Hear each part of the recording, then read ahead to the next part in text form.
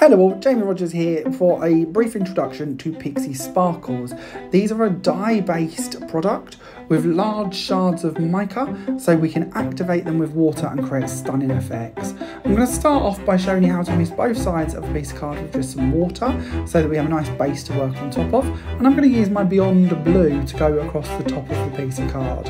I'm going to tap this everywhere I can sort of get to, but I'm not too worried about the coverage just yet, because when we mist with water, you will notice that will firework out and cover all of them areas. When this one's dry, them large shards of mica I mentioned are going to give you that really pearly finish, borderline glittery. Here are just a few of my favourite colours. There are actually 24 colours in this collection, and then 2 highlighter colours as well that I will be sharing with you towards the end of the video. Now all of these work with a dye and mica base in them, so the powder form, tap them out and activate them as I just did with the Beyond Blue. Now you don't have to use these in just one colour at a time, and that's what I want to share with you here. So I'm going to use Heavenly Hues as a base colour to go across my piece of card. And then I'm going to bring in Coral Crush, and I'm going to add a bit more of this over the top. Lastly, I'll also bring in some Teal Marine and add that one too. There's no limit to how many colours you can add, so feel free to use as many or as little as you wish to in one go. You can move this around with a paintbrush a bit if you'd like to create different patterns.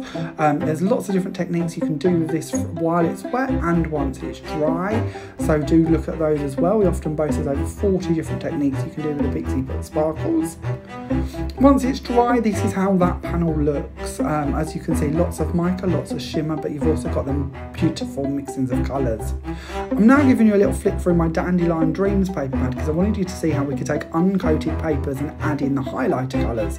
So the highlighters, we have 2. We've got our lovely silver one, which is called Frozen Pearl, and we have the gold one, which is called Molten Gold.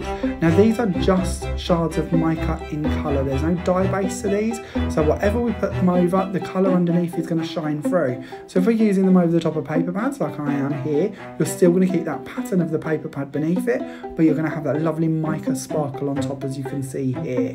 That was our Frozen Pearl. So now I'm going to use the Molten Gold.